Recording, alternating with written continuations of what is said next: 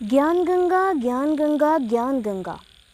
अगर बात की जाए आध्यात्मिक पुस्तकों की तो वर्तमान समय में ज्ञान गंगा पुस्तक का नाम अब शिखरों पर है। आखिरकार ज्ञान गंगा पुस्तक की विश्व प्रसिद्धि का कारण क्या है? क्या कारण है ज्ञान गंगा के इतने बोलबाले का? आज हम इन्हीं विषयों पर चर्चा करने वाले हैं। दर्शकों, अभी मेरे हाथ में है ज्ञान गंगा पुस्तक और आज हम आपको बताने वाले हैं कि ज्ञान गंगा पुस्तक में आखिरकार कौन से विषयों पर चर्चा की गई है जो लोगों को इतनी पसंद आ रही है। दर्शकों, ज्ञान गंगा पुस्तक घर घर फ्री पहुंचाई जा रही है और लोग उसको पढ़कर बेहद पसंद कर रहे हैं। तो दर्शकों, अब हम जानेंगे कि ज्ञान गंगा पुस्तक में क्या क्या लिखा हुआ है। दर्शकों, सबसे पहले ज्ञान गंगा में भक्ति मर्यादा बताई गई है, यानी कि भक्ति मार्ग में कौन सी मर्यादा पालन करके परमेश्वर प्राप्ति की जा सकती है। दूसरे नंबर पर आता है नाम कौन से राम का जपना चाहिए। नाम कौन से राम का जपना चाहिए। राम से भाव यहाँ पर भगवान का है कि हमें कौन से भगवान का जाप करना चाहिए। तीसरे नंबर पर एक कॉन्सेप्ट है नाम दीक्षा लेने वाले व्यक्तियों के लिए आवश्यक जानकारी, यानी कि जो भी पुस्तक के राइटर से नाम दीक्षा लेगा उसके लिए जानकारी, विशेष जानकारी।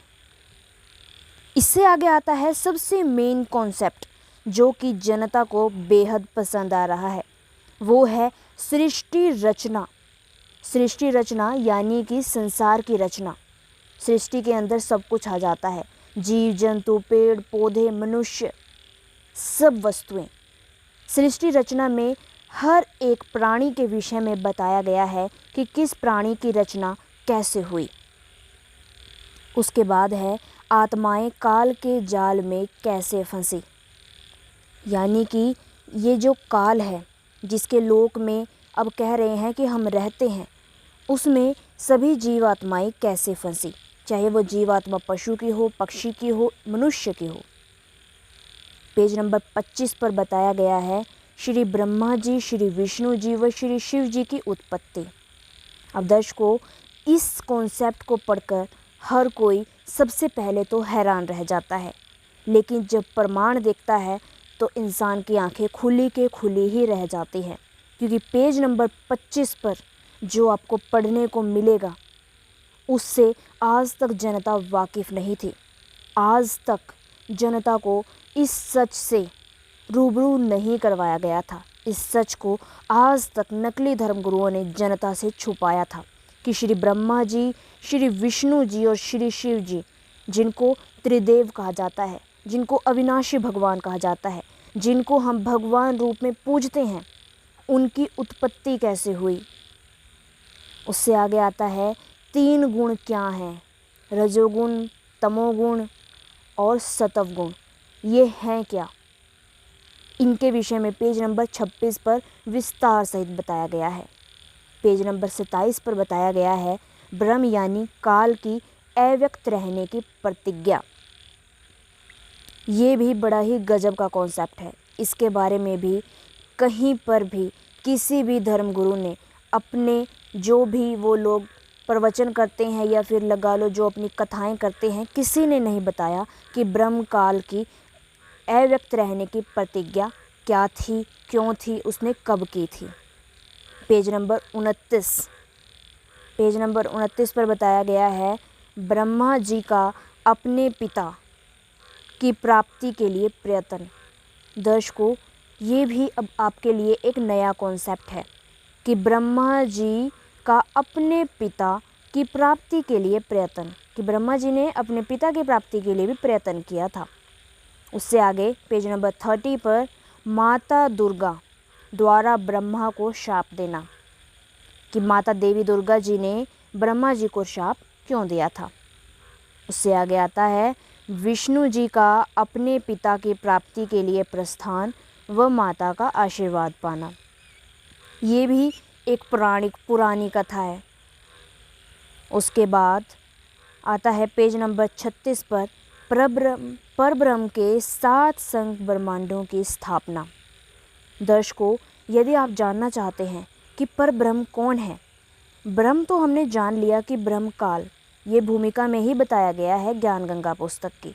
लेकिन पर ब्रह्म के विषय में यदि आप जानना चाहते हैं तो उसके लिए आपको ज्ञान गंगा पुस्तक पढ़नी होगी, क्योंकि ब्रह्म तक तो हम आज तक सुनते आए थे, श्री ब्रह्मा जी को भी हम जानते हैं, लेकिन यहाँ पर एक नया नाम दिया गया है, पर ब्रह्म के 7 संख्य ब्रह्मांडों की रचना। हम तो अभी तक एक ही ब्रह्मांड के बारे में जानते हैं, हमें केवल सृष्टि के बारे में पता है, संसार के बारे में पता है, 3 लोकों के बारे में हमने सुना है, जैसे कि पृथ्वी लोक, पाताल लोक, स्वर्ग लोक। लेकिन अब इसमें एक और नया कॉन्सेप्ट है, परब्रह्म के 7 संख्य ब्रह्मांडों की स्थापना। ब्रह्मांड भी एक नया शब्द है। यदि आप इन सब चीज़ों के बारे में विस्तार सहित जानना चाहते हैं तो ज्ञान गंगा पुस्तक पढ़ें। ज्ञान गंगा पुस्तक आपको कैसे प्राप्त करनी है, कहाँ से मिलेगी और उसमें आगे और भी क्या कॉन्सेप्ट है, क्योंकि अभी तक हमने आपको सिर्फ पेज नंबर 36 तक का ब्यौरा ही दिया है और इस पुस्तक में लगभग 300 पेज हैं।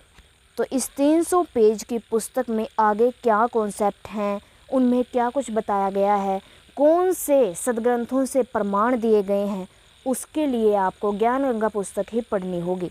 यदि आप ज्ञान गंगा पुस्तक फ्री ऑफ कॉस्ट पाना चाहते हैं तो आप अपना नाम, पूरा पता, mobile number, pin code, full address, अपने पिता का नाम लिखकर इस नंबर पर, जो कि अभी आपको स्क्रीन पर दिखाया जा रहा है, इस नंबर पर व्हाट्सएप करें। यदि आप अपना नंबर व्हाट्सएप नहीं करना चाहते तो डिस्क्रिप्शन बॉक्स में आपको एक लिंक दिया गया है, आप लिंक पर भी जाकर अपनी डिटेल्स फिल करके पुस्तक को फ्री ऑफ कॉस्ट ऑर्डर कर सकते हैं। दर्शकों, ये थी ज्ञान गंगा पुस्तक की भूमिका विषय सूची में जो भी कॉन्सेप्ट आगे दिए गए थे हमने आपको अभी कम बताए हैं, और भी कॉन्सेप्ट इसमें बहुत सारे दिए हुए हैं, वो हम आपको नेक्स्ट वीडियो में बताएंगे और ये भी बताएंगे कि कौन से पेज नंबर पर कौन सा कॉन्सेप्ट है।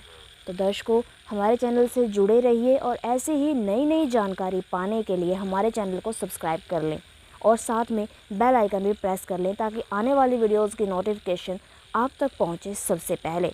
हम ऐसे ही इंफॉर्मेटिव वीडियोज़ आपके लिए हर रोज़ लाते रहते हैं। आज के लिए बस इतना ही, मिलते हैं जल्द ही नेक्स्ट वीडियो में, तब तक के लिए धन्यवाद।